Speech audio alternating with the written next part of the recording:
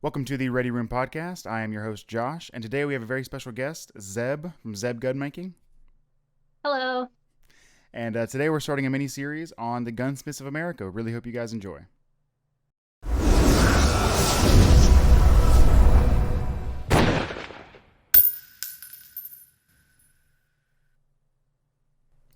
All right, so we're starting a mini series on the Gunsmiths of America, which is something I wanted to do just to help show the different gunmakers, gunsmiths around the country, since people like to think that the gunsmith trade is dead, which I disagree with. I think it's not where it should be, but it's definitely not dead. And there's lots of gunsmiths and gunmakers out there in the world, especially in this country, that are doing really good work, and they're really helping out their customer base with all their problems. So, Zeb, would you like to introduce yourself as our very first gunsmith slash gunmaker of America? I'm Zeb. I've been doing this for a little over 3 years now. I went to School of Trades, and then I started apprenticing for Chuck Grace of the American Custom Gunmakers Guild. And I say I learn everything from him, and I absolutely love my job. Yeah, so I've seen some of his work, and it's pretty good. Pretty good. And Zeb's work really shows that she's been apprenticing with someone that's at that level, right? And I think that's something I really missed out on, is a really good apprenticeship. Um, Apprenticeships seem to be dying off a little bit across the trade world. Like, it used to be plumbers, welders, everyone did apprenticeships. And now, I mean, it's really hard to get an apprenticeship nowadays. That's what I hear. When I got my apprenticeship, I asked, I said, hey, I want to learn stock making. And Chuck responded to me and said, yeah, why not? That's So awesome. I mean, I don't want to offend Mark Novak if he ever hears this, but I don't think he's. I mean, I'm not his apprentice, but I consider him a mentor.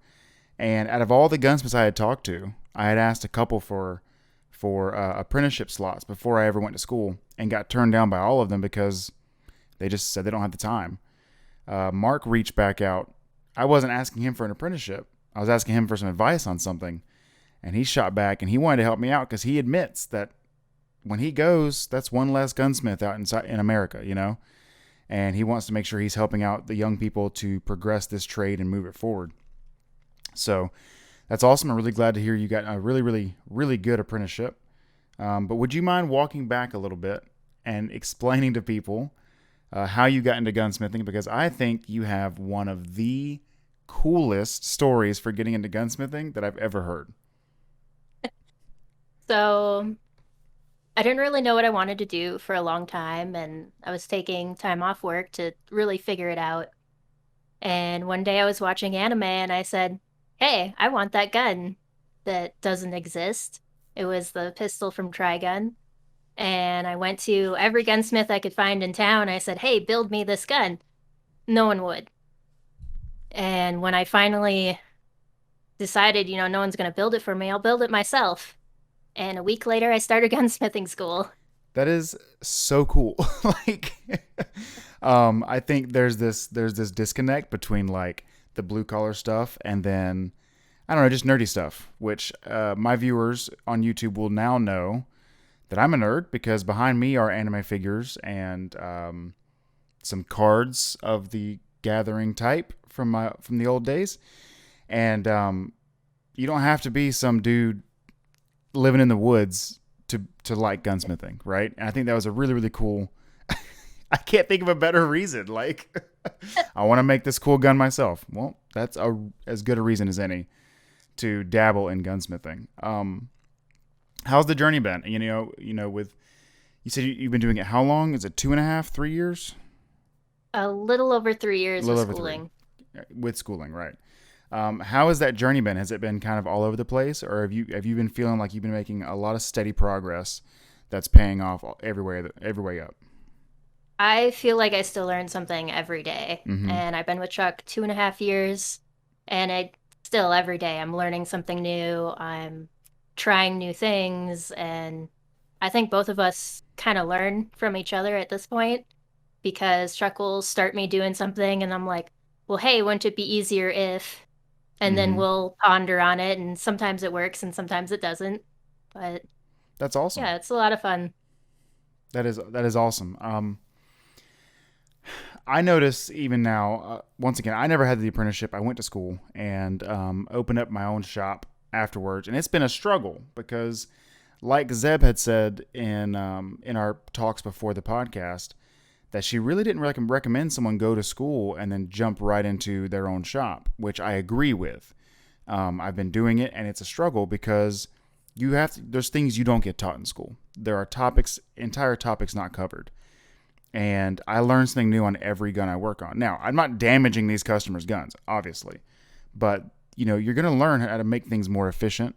Learn to make things a little smoother. Like there's all kinds of stuff you don't learn, and you're going to learn little by little.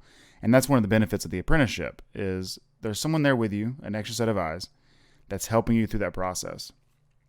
And I Yeah, think and that's he's got the 40 years of experience to really show me what works and what doesn't. yeah, yeah.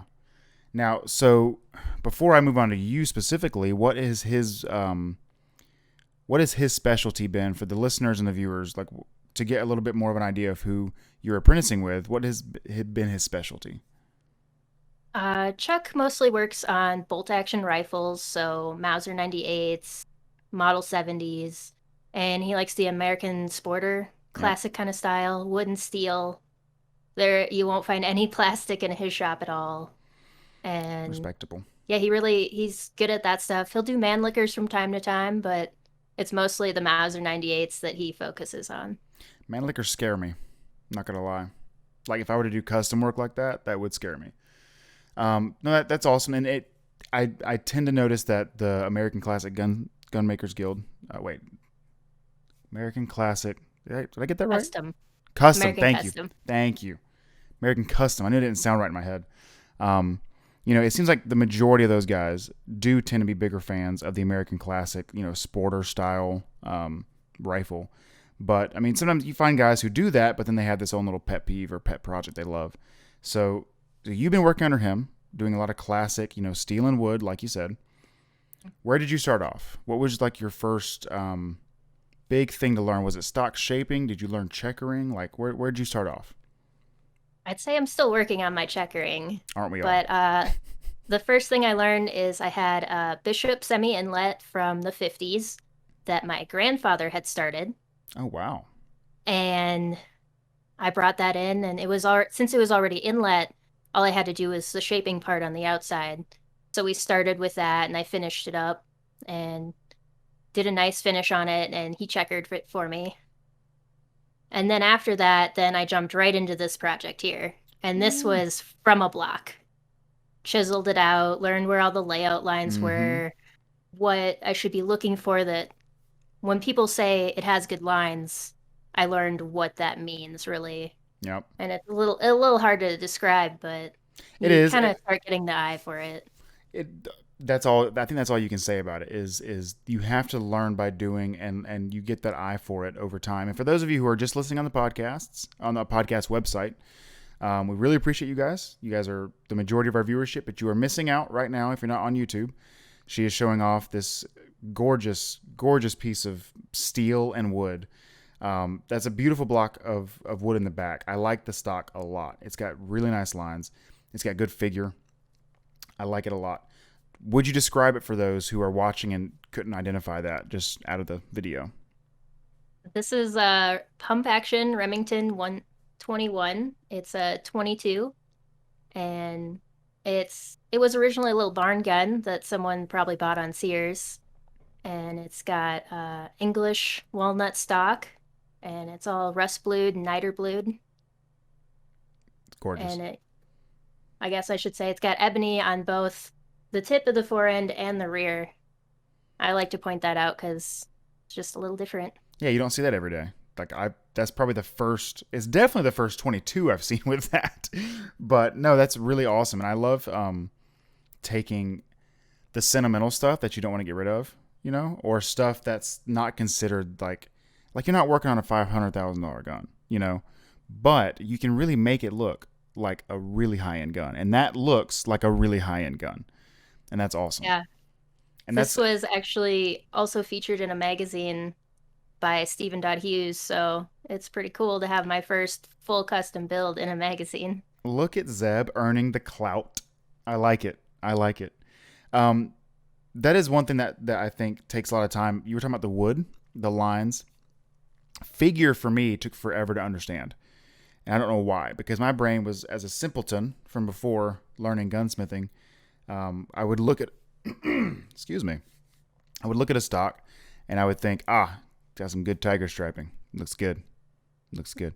In reality, that's not what it is. So the stock work, I think, is one of the hardest parts for most people.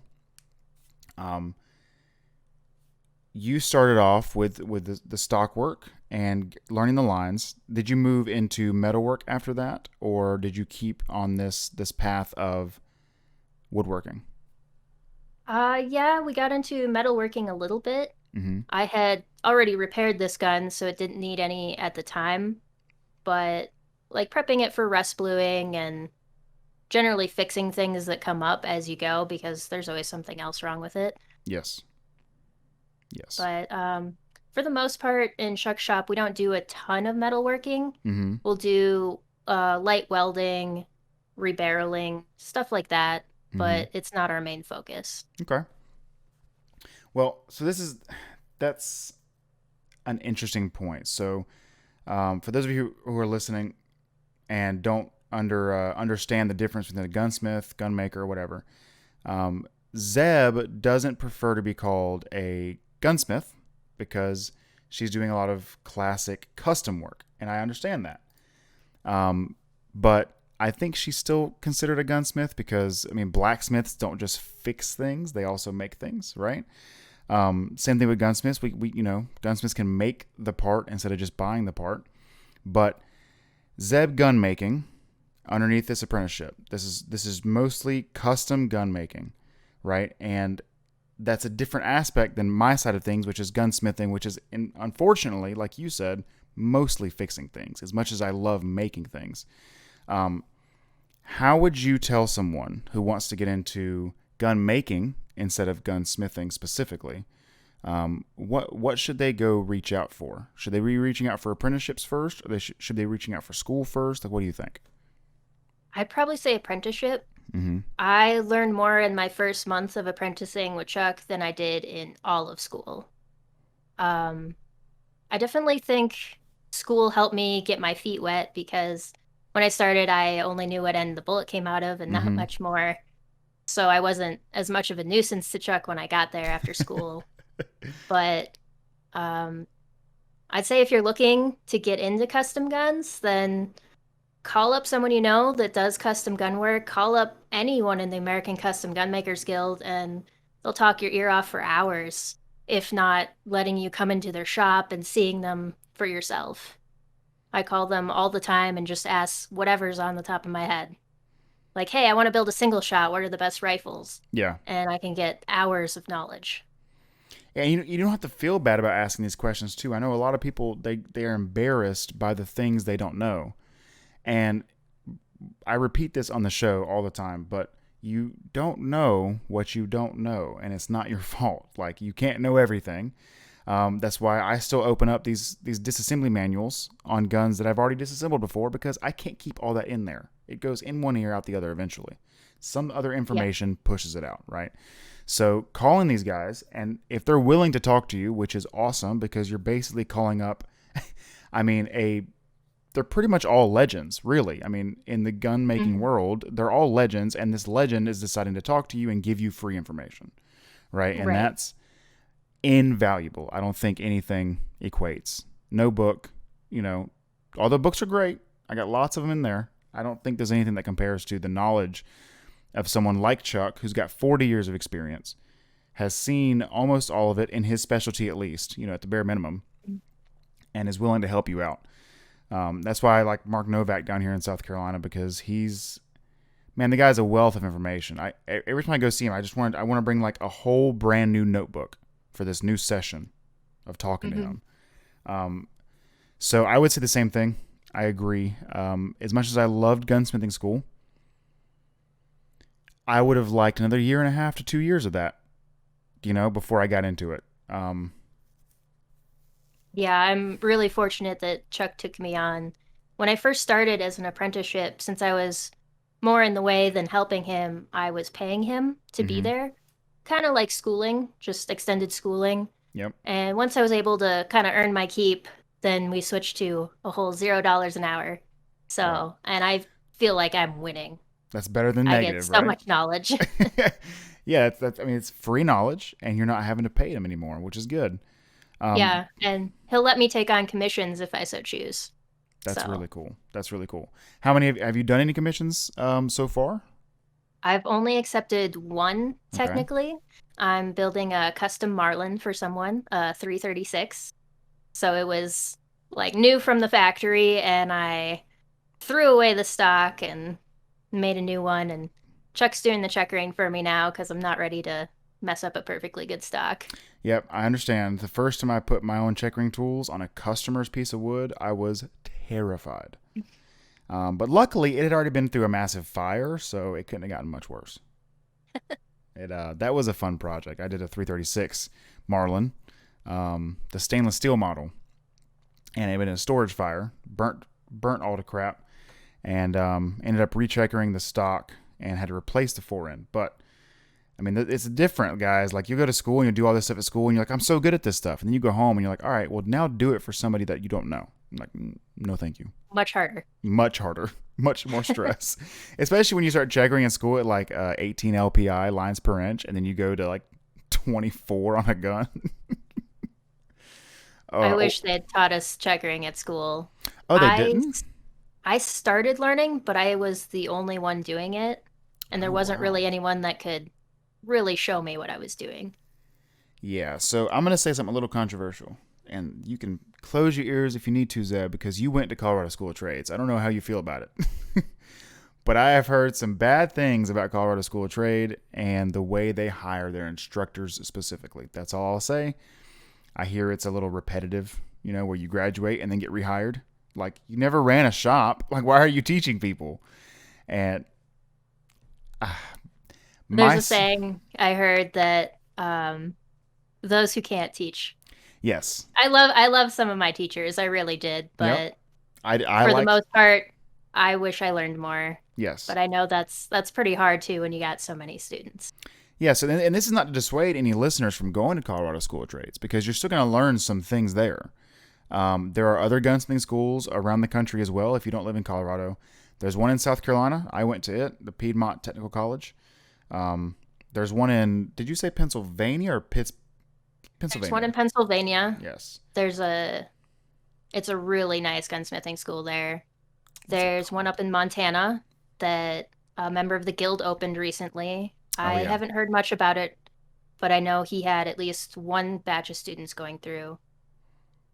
before the There's Murray vid. State. Yeah, Yeah. Murray State. Believe Grinnell, Iowa does classes. Okay. I know there's a place in southern North Carolina that isn't they advertise gunsmithing, but it's more of an armorer's course. So, but it is only a certificate. You're not going for a whole degree, so don't. This is not to dissuade you guys. If you want to go there and learn something, and you don't have anyone near you who you can apprentice with, then try it out. Like, if you hate it after the first semester, you can drop out. You don't have to pay the whole tuition thing. But there's information to be had. Just be careful. Like, be careful who you listen to. When you're listening to an instructor, if they graduated school and in the very next year they started working at that school and haven't done anything else since then, don't take everything they say for fact. Okay, take things with pinches of salt. Look for your really experienced guys. The director of mine, he ran a gunsmithing shop for like 30 years before he even started teaching, so he had a little more real world experience. It is what it is. But getting off the whole school topic, which I kind of ran down.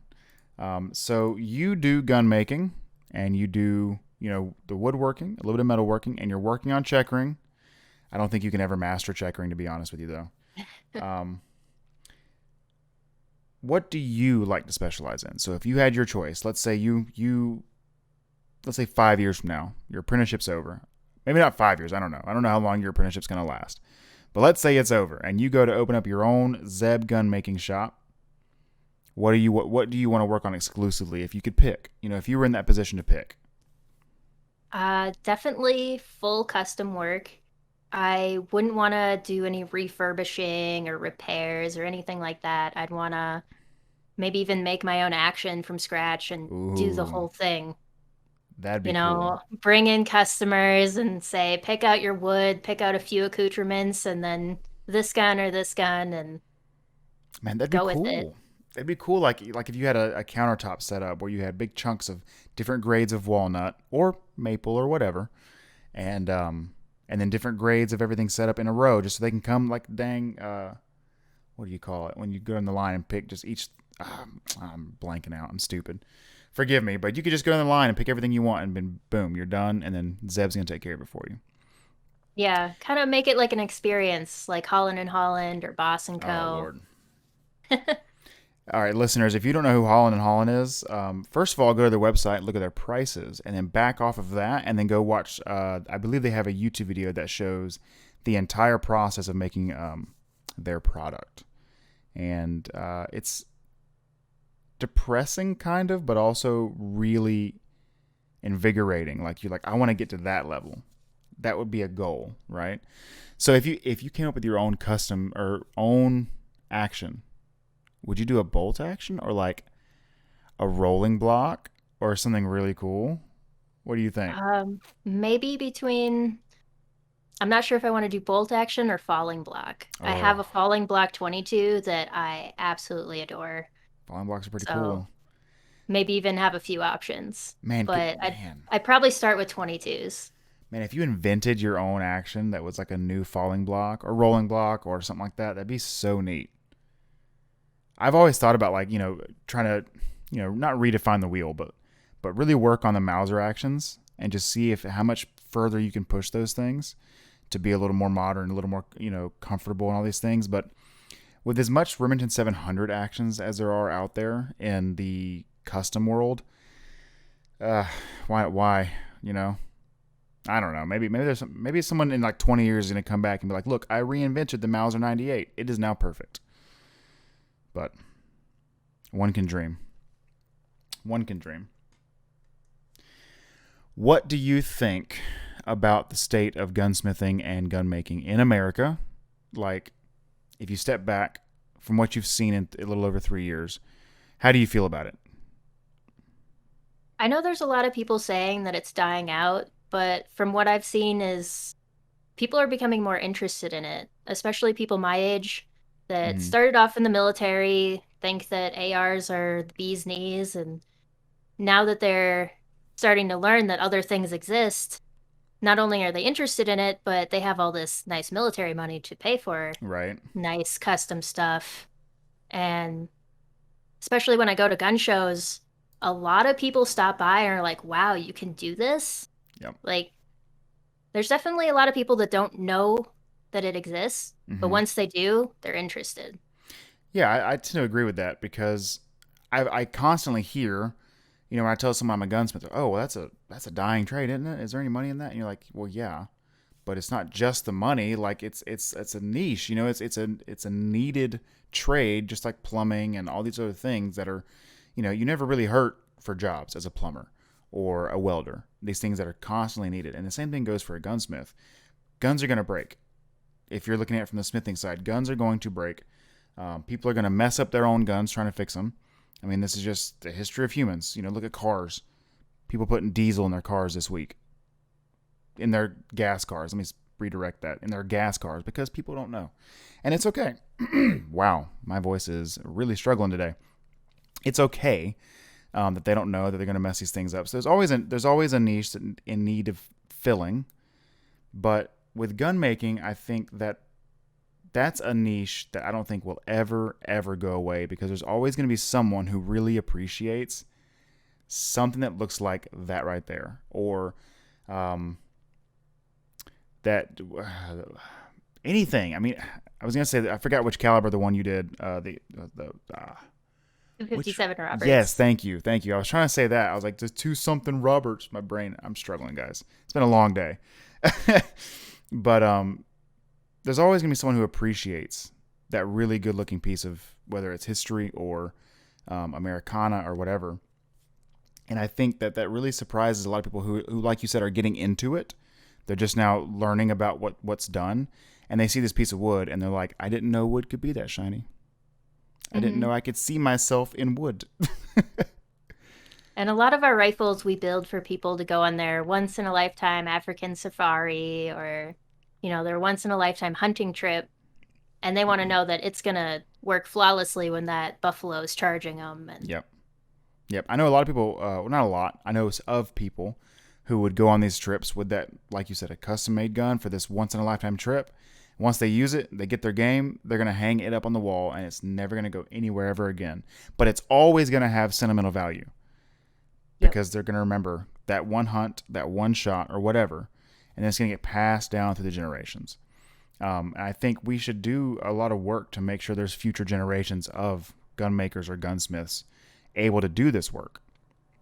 So I think it's really cool to see that there are guys in the Custom Gunmakers Guild that are doing apprenticeships. I was worried because before I got into gunsmithing, I was like everyone else. I was like, I'll probably just go to this gunsmithing school and then I can work on my own guns, right? It wasn't, in fact, that I wanted to just go be a gunsmith as much. I mean, that was like a thought. But in reality, I was like, I work on my own guns. The trade's probably not good. There's no money in it. There's like 3 gunsmiths in my, let's just say my tri-county area. Let's put it that way. But one just died like a year and a half ago. One's retiring, and one is getting to the point where he's like 80 years old. Like these old school guys who have been doing good work for a long time, they're disappearing, let's say. And that's why I was really excited when I saw Zeb for the first time. I was so excited. I was like, it's a young person in gunsmithing and gun making specifically. Like the first stuff I saw you working on, I was like, that's good work. Like that's good quality work. And this is not a 75-year-old man. So it's exciting. I mean, I'm only 25, so I can't say much either. But it's really exciting to see young people getting into it. When you do finish your apprenticeship, right?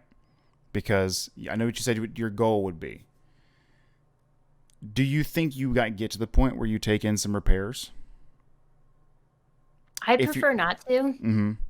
ever, um, Oh, just because some of the stuff I've seen is a nightmare. yes. And there are plenty of regular gunsmiths out there that are much better at that kind of work than I am. Okay. I don't want to fidget with a gun all day and try and figure it out when I could just make it pretty.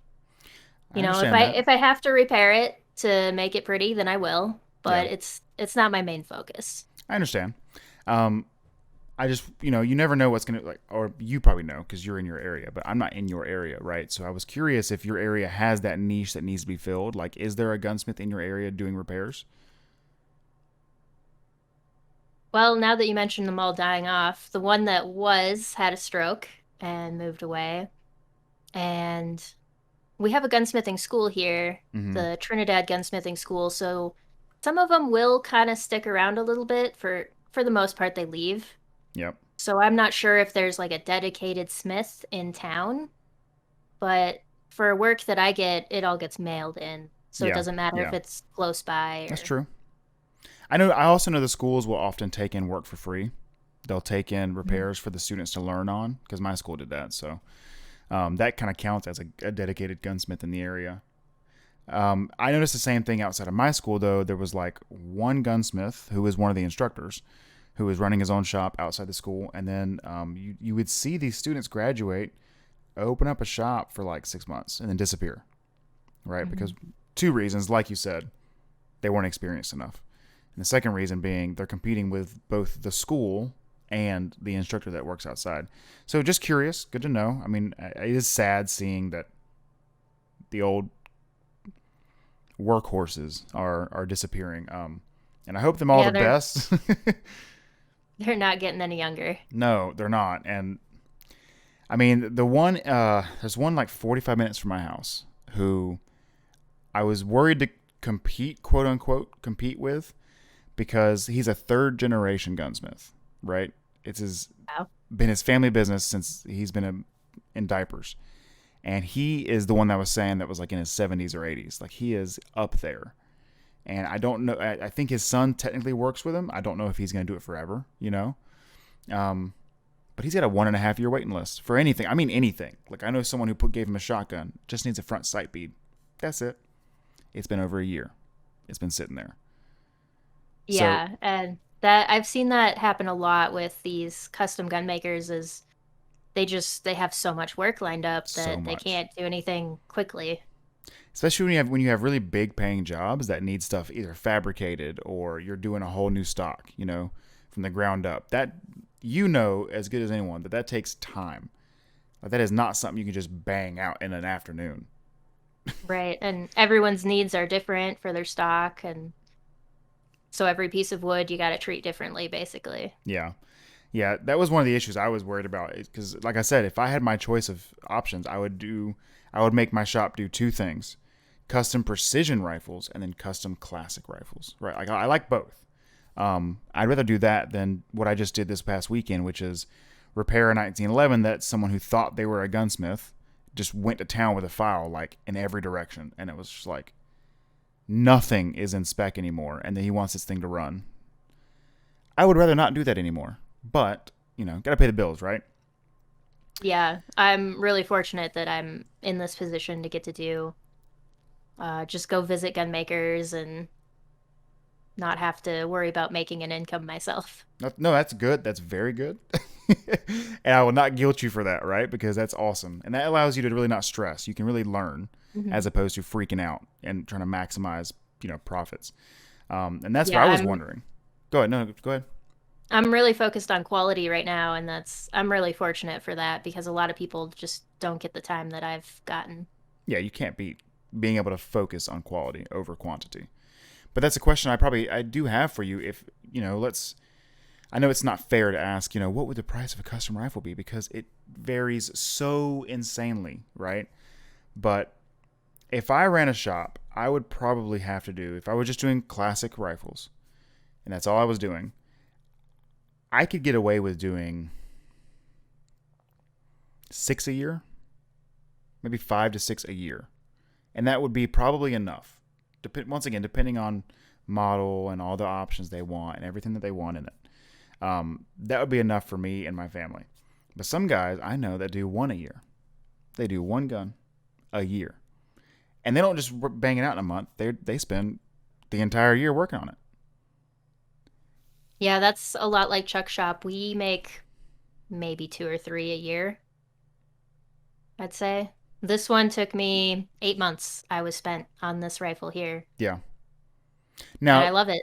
the one or two they build a year, that's from the ground up, right? That's not just a Right. new stock. That's a whole ground up rifle. Yeah, the one that we're almost completing now, it was a Mauser 98, or Mm-hmm. not a Mauser 90, Model 70 Oh. pre-64, Oh yeah. and it came from Hurricane Katrina. So this rifle has needed a lot of polishing, grinding, you name it. It's needed it. So we've been working on it about a year and a half now. Oh We've had wow. it in the shop. Yeah. Now, how much time do you think you've actually got in it, though? I doubt you have a year and a half of shop hours into it, right? Oh, definitely not. Yeah. I know just working on the receiver alone, I have over 20 hours in it. Yeah. Yeah. And is the And receiver done? no. No. But so guys, if you're listening, like, if you're looking to get into gunsmithing, this is something to keep in mind. Like, do you want to do the work she just mentioned? If you don't, you need a gunsmith. If you do, you should be a gunsmith. Like, it's that simple. You need a gunsmith or you should be one because I don't know if you guys have ever tried to polish the inside of a receiver and its raceways and all that fun stuff. It's not the funnest thing in the world. It's also not the easiest thing in the world. I actually had to ask her. I was like, "Look, you did a good job. Let me give me some trade secrets. What'd you do?" I called up a member of the guild and I said, "Hey, teach me how to polish this." And I went up for 4 days and visited him at his house, and he taught me everything I needed to know about polishing. That's amazing. That's so I've cool. cut days of work out of what I was doing before, taught from school, to what I do now, taught from a smith. Oh man, they love teaching you the most difficult way to do things. I Yeah. remember we were polishing the receivers for our project rifles, and I was like, "Are you sitting here and telling me right now that if I had a customer who wanted me to, let's just say he wanted me to blue his gun, not even a full custom gun, just re-blue the gun, polish it to 2000 grit?" He's like, "Yeah, okay." I'm like, "All right, you're telling me it's gonna take me 6 weeks to polish this receiver to 2000 grit?" He's like, "Yeah, give or take." I'm like, "No, no, that you can't make money like that, guy. Like that doesn't make any sense at all." No way. So I took it over to the Scotch Gunsmiths Brite. Gunsmiths are very inefficient at polishing, I've noticed. Every Yes. gunsmith I've talked about is just like all the sandpaper. Yes. Well, I learned from a mold maker, Dave Mm-hmm. Wilson, how to polish, and that is so much easier. Even without the fancy machinery, it's so much less time. My hands hurt less. Yep. It's nice. Do you want to give away any secrets to the listeners? You're going to hold on to those real tight knit. Go to Guessween and get some polishing stones. You can thank me later. Yep. So that's a product that doesn't ever get talked about, except for the first time I ever heard about it was from 1911 builders. It's the first time I ever heard about it. They're like, get some polishing stones and you're going to be golden. And I was like, so not 600 pounds of sandpaper in the back seat of my car? No. Guys, look, your first stroke of that sandpaper on hardened metal, look how much of your sandpaper or sand on that paper or the grit just comes right off. Does nothing, right? So just keep in mind there's a time and a place for sandpaper, and there's a time and a place to save yourself energy, time, and money. And Zeb has figured it out. Yeah. But that resource is awesome. It's really cool to, I might call it, I might call that guild up. I might call them up and see if there's anyone in my area that I could talk to every once in a while. Because Yeah, information is definitely. key. They're amazing. All of them have like 40 years of experience and they will lay it on you. They'll tell you anything you want to know. So tell people how should they go about? Let's say someone's listening and they are a gunsmith or a gun maker and they've been in it for a while. How does someone apply to be in the guild? So I'm going through that right now. First thing you got to do is have customers. And these customers have to actually like your work. So you get 6 customers to sign off and say, yes, you do quality work and you're not going to disappear or give up, basically. Mm-hmm.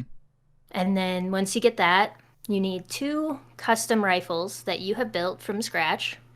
One needs to be, like if you're applying as a stock maker like I am, then you build one from a block and one from, you can use a pantograph duplicate.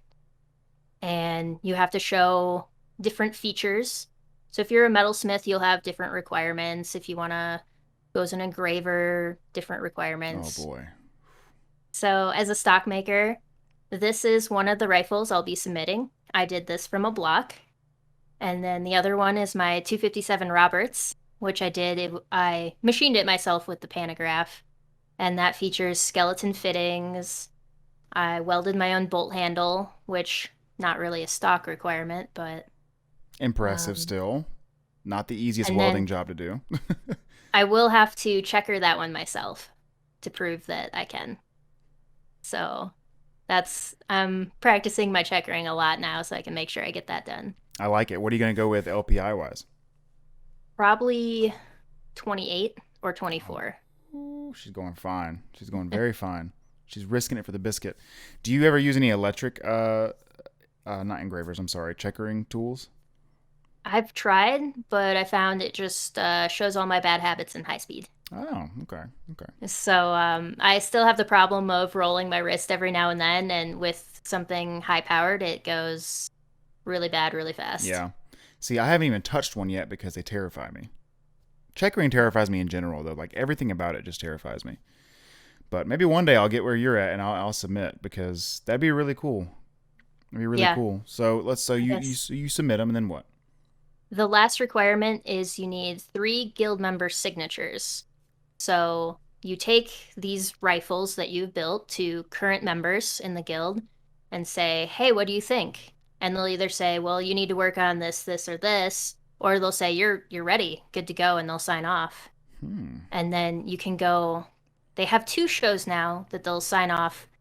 One is the Dallas Safari Show, where there's a lot of members and they'll all vote you in, basically.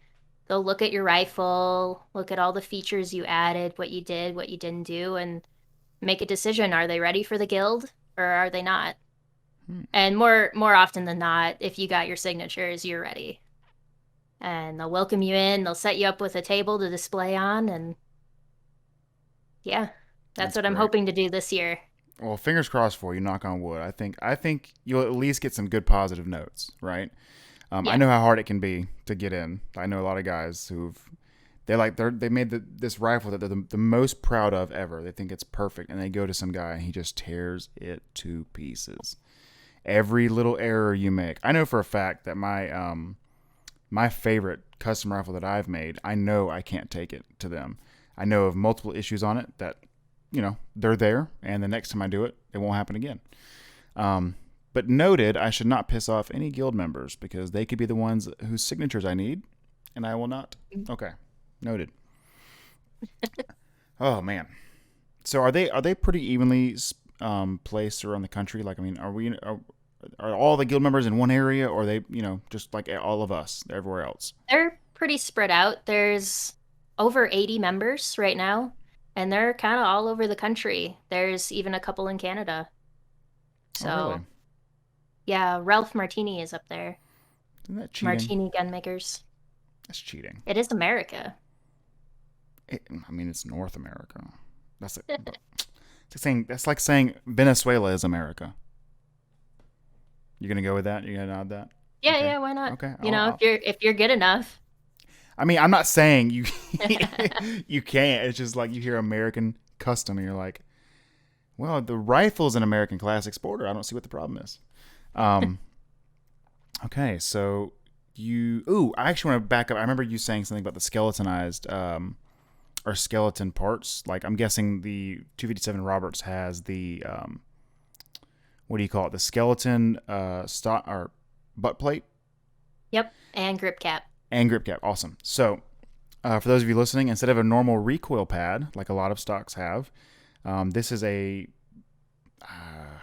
like I guess Like a cutout. yeah, I got like a stencil of metal that looks like it's been pressed into the back of the stock and the grip, but it's not. It's been inletted. And can you describe that process? Because that's my favorite way to equip the classic rifles. Seriously. So there's a couple ways to go about doing it, and I did both ways on my stock. One is you can inlet it into the wood straight like the stock. Yep. And with our pantograph, that made it a lot easier to do it that way. Took out a lot of the hassle. Cheating. Another way you can do it is you can take a separate piece of wood and glue it on and inlet it that way. Oh. So it's kind of cheating, but a lot of people do it that way just because it's easier. If you mess up, you just chop it off and try again. I feel So cheated. I feel cheated. How many guns did I gawk over that were made like that? Which one do you use?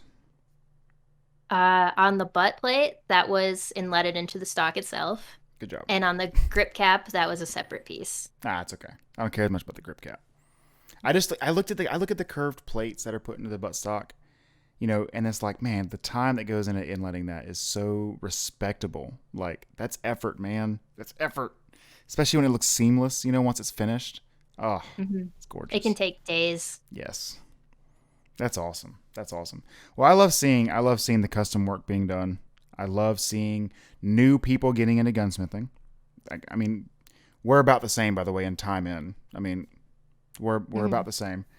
So I say new, and I am new, but I want gunsmithing to grow instead of continue shrinking. Like, I think we should be doing everything we can do to increase that. So, guys, make sure you check out Zeb on her Instagram. I forgot to bring up social media earlier. Zeb, would you mind saying your Instagram for everyone if they want to come follow you? Zeb Gunmaking. I got Instagram, Facebook, website, Oh, man. and I'm always willing to share anything I know. I want to promote custom gun making, and if you ask me a question, I'll answer to the best of my ability. I got no secrets. I love it. So go check her out, guys. And think about this. The reason we're doing this series. So, yes, she is apprenticing, and she has taken some commissions, but she's picky with them, I can tell. She's picky with the commissions. Think about the fact that one day you might be looking to have a gun built, and Zeb could be the one who's opened up and is taking these commissions and is ready for a job, and you could be going to her. Or if you get into it, you could be doing them yourself for other people, right? There's stuff to be done, guns to be made, money to be had, a little bit of money to be had, right? But you can find us at TBR Gunworks on YouTube, Instagram. The Ready Room podcast is all over all of the podcast sites. If you're already listening, you know that. If you're on YouTube, please like and subscribe. We'd really appreciate that. It helps the interactions and pushes us through the algorithm. If you're on the podcast sites, please leave a review where applicable, because they don't make it easy for some stupid reason. Zeb, is there anything else you want to say? Is there any other advice you want to give out? Is there any scholarship stuff you want to push? Is there anything you'd like to talk about before we go? So right now, the American Custom Gunmakers Guild is doing scholarships, and I was lucky enough to receive one of them. I'll be going to a class in August, and there are more available, so go apply. How does that work? Um, I believe you contact Glenn Fulis, or you could probably contact anyone in the guild, and they'll get you in the right place. They'll send you an application that you fill out, and you could be lucky and get a scholarship with me. That's awesome. What's the scholarship good for? Is it good for just schooling, or is it good for individual classes that are more like specialized and dedicated? Like, let's say you went and took a class on polishing, for example. For me, it's a special class. I'm going to be doing single shots, and so I get not only tuition to cover the class, but also travel expenses. Oh, So man. that helps me get there. I'm going to be taking it at the Grinnell Valley College, Technical College there. Very cool. So awesome. So American Custom Gunmaker Guild, they're putting out a scholarship. And do you know if there's lots of slots? Do you know if there's a time frame to look forward to? I'm not sure. Okay. Well, they can look into that. They have Google. They found the podcast. They can find Google, right? Guys, it's worth looking into. If you're not just into rifles and stuff, you can also look into the Pistol Smiths Guild. They also had a scholarship at one point in time. I don't know if it's still. It was a kind of a crap show when I was going to school, so I don't know if that's still a thing. But there's all different kinds of ways to go to school for this stuff. There's multiple schools. There are plenty of scholarships. If you're a veteran, you can use your GI Bill. I am going to throw a little bit of shade at one specific school. Guys, don't take the online classes. Don't do that. Please no. Do not take the online gunsmithing. Oh, is it STI? No, SDI. Sonoran Desert Institute. They are a GI Bill farm. That's what they are. They tell you we're going to make you a great gunsmith, and they charge you all your GI Bill, well, for a couple years. And the only hands-on work you're really going to get out of it is they're going to send you like an 80% 1911 frame for you to finish. And a Dremel. And I think an AR-15 lower receiver too. That's it, guys. Like, you're not going to get any real instruction out of that. You're going to waste your time and your money. I almost did it before I did the research. You really don't want to do that. So do your research. Find an applicable school that's going to teach you what you want to know. And really look for an apprentice, guys. Or, I'm sorry, an apprenticeship. Look for would you just call it a mentor? What's the opposite of apprentice? I don't want to say master because it sounds weird, right? Sensei? Sensei does sound less weird than master. I call Chuck that all the time, and he's kind of getting used to it. Good. I want to meet Chuck one day, man. Be cool. Maybe if I'm ever up in Colorado, I'll say hi. I don't know. Colorado's getting kind of scary lately. Gun shows are a good place to meet the guild members. That's true. They tend to be a little shy, but if you just keep asking them questions, they'll open up. Oh, yeah. Isn't it weird how it's almost like a certain breed of people, Like, they tend to kind of cling together, and they don't really say too much until you, like, show that you're into this thing. Like, hey, I really like guns, and I really like this kind of gun. Oh, really? And they just... Like you said, the information comes out and they'll go all day. In a good way, guys. Not in a talk your ear off and you want to leave way. Like, they're nice people. Yeah, they are really all really great people. They have a lot of knowledge to share, and they love sharing it. Yeah. I do want to touch on one last thing, right? And this is, I forgot to bring this up to you, but I think it's really cool seeing females in the gunsmithing area. And it's not just Zeb. It's not. The first one I saw was a female member of the guild who was a checkering expert. Her and her husband were a duo. He did the metalworking and a lot of the stock shaping, and she did the checkering. Guys, that's so cool. My wife's learning checkering. I am so excited. I am so excited, right? And I have a daughter, and I'm hoping one day she'll be in the gunsmithing, garage with me, and we'll be out there making rifles, father-daughter duo. Be so cool. It's a family thing. It's not just a dude, okay? I want you guys to get into it. Does your husband like it? Yeah, a little bit. He's getting more into it the more I get into it. He helps Yeah. me with all my technical problems mostly because he's a programmer. Yeah. And that's definitely, as a gunsmith, I need help with Oh, because I don't get along with computers. Me either. As she learned that the hard way for 30 minutes before we started. Yeah. I seem to have issues with the podcast. No, I think it's really cool. Maybe dude. Never mind. That's another 20-minute conversation. Never mind. I wanted to ask silly questions, but are you gonna make that gun from Trigun? Hell yeah. Okay, cool. I want an ETA. I want to see it all over Instagram when you make it. I And will. it's got to be in 454 Casol. Well, yeah. Okay, cool. Just making sure. Making sure you weren't making some 22 version. Oh, It's no, to I'll scale. make it original. It'll be wildly inaccurate, just like the anime, too. Sweet. I saved one question for the very, very last. I assume you conceal carry? Of course. Okay. What's your conceal carry gun? I have a HK P2000 subcompact. That's so 40. cool. Oh, and you ruined it. But And she ruined it. She said 40. at She least said I can 40. find ammo. And then she dug her foot in the wound. Wow. That was painful. I didn't like that.